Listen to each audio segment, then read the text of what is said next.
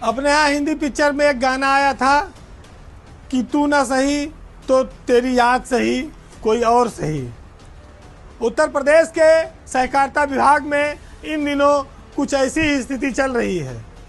एक आता है, उससे नहीं निपटी, फिर वो जाता है, फिर दूसरा आता है, फिर उससे दोस्ती नहीं बनती, फिर वो जाता है, फिर तीसरा आता है, फिर उससे भी टकराव हो जाता है। यूपी का जो सहकारिता विभाग है, आप कह सकते हैं कि उसमें इन दिनों गृह कलेश की स्थिति चल रही है और ये मामला काफ़ी चरम पर पहुंच गया है। मंत्री और रजिस्ट्रार एक दूसरे से मिलने को तैयार नहीं हैं।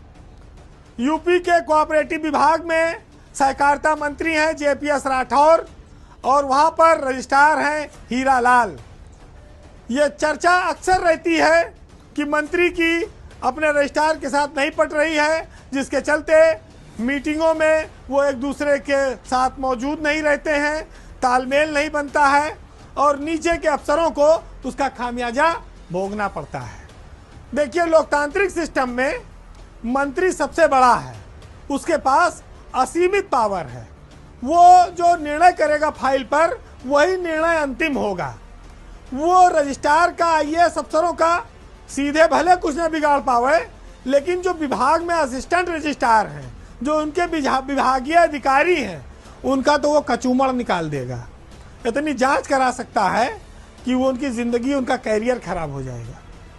तो ये एक बड़ी समस्या नीचे के अफसरों के साथ है कि रजिस्ट्रार के अगर करीबी दिखे तो उनके गर्दन पर आरी चलेगी और मंत्री के अगर ज़्यादा करीबी दिखे तो रजिस्ट्रार उनके खिलाफ रोज एक नई फाइल तैयार कर देगा।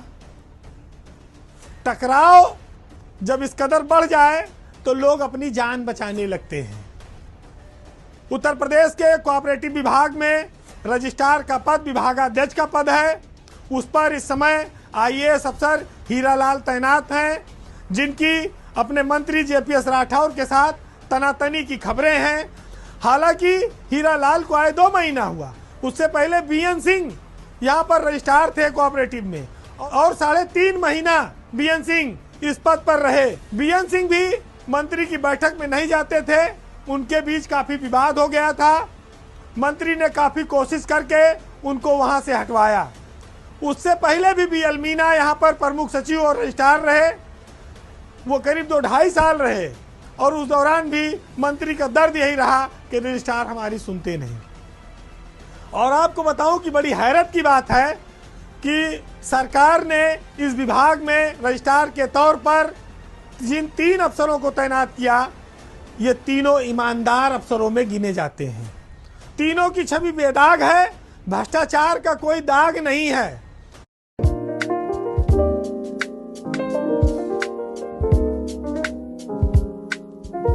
वीएन सिंह इस समय उत्तर प्रदेश में ट्रांसपोर्ट कमिश्नर हैं। ईमानदार अफसरों की सूची में राज्य सेवा के जो अफसर तैनात हैं, उसमें बीएन सिंह श्रेष्ठ और सर्वोच्च पायदान पर हैं। हीरा लाल भी उन्हीं का अनुसरण करते हैं। हीरा लाल मात्र 2 महीने उनको लगभग होने जा रहा है और मंत्री जेपीएस राठौर के साथ उनकी ठन गई है। अब समस्या इस बात की है कि मंत्री एक अफसर से पार पाते हैं, तब तक दूसरा आता है, दूसरे से ठन जाती है, फिर उसको किसी तरह से हटवाते हैं तो तीसरा आता है, तीसरे से भी ठन जाती है। लिहाजा विभाग में हर समय इस बात का जो चर्चा है, उसका बाजार गर्म रहता है कि मंत्री और रजिस्ट्रार के बीच तनातनी चल रही है। भैया अपन जान बचाए रहना, दोनों की निगाह में मत आना। तो ये आप इस लड़ाई को इस तौर पर भी देख सकते हैं कि सरकार में एक ओर पर ईमानदार अफसरों की तैनाती हो रही है और उनकी अपने विभाग के मंत्री के साथ पट नहीं रही है, लड़ाई चल रही है। जो भी अफसर इस पद पर आ रहा है, उसका सहकारिता मंत्री के साथ तालमेल नहीं बन पा रहा है। 1-2 महीने में सरकार कब तक अफसरों को हटाएगी, ये भी अपने आप में उसकी कार्यशैली पर सवाल खड़े करेगा। मीना गए, बीएन सिंह गए, अब हीरा लाल आए और 2 महीना हुआ। तो ऐसे में मंत्री जी की इच्छा के सम्मान में कितने अफसरों की बलि चढ़ेगी, ये भी सरकार को देखना होगा। हीरा लाल अभी इन दिनों गुजरात में एक उपचुनाव में गए हुए हैं। पता नहीं लौटत लौटत तक उनका विभाग बचेगा कि वो वहीं से उड़ा दिए जाएंगे, दूसरे विभाग में चले जाएंगे। हालांकि जो ऐसे अफसर होते हैं उनको अपने विभागों की बहुत चिंता नहीं होती, सरकार कहीं रखे। जब बेईमानी करनी नहीं है, लूट खसोट से मतलब नहीं है, तो चाहे वेटिंग में रखो चाहे किसी पद पे रखो। अब ये फैसला तो अंतिम तौर पर मुख्यमंत्री को करना है कि जब चीजें जग जाहिर हो गई हैं तो जिंदा मक्खी कैसे निकली जाएगी। जो सरकार ईमानदारी की बात करती है, भ्रष्टाचार के खिलाफ जीरो टॉलरेंस की बात करती है, वो ईमानदार अफसरों पर एक एक करके कैसे गाज गिराएगी। उसको भी तो फेस सेविंग करनी पड़ेगी ना, क्योंकि मंत्री जी की कोशिशें लगातार जारी है। हालांकि अभी तो उनको ऊपर से मनाही है, लेकिन किसी भी दिन वो कामयाब भी हो सकते हैं। फिलहाल आज के पावर सेंटर में इतना ही। जाते जाते मुनव्वर राणा साहब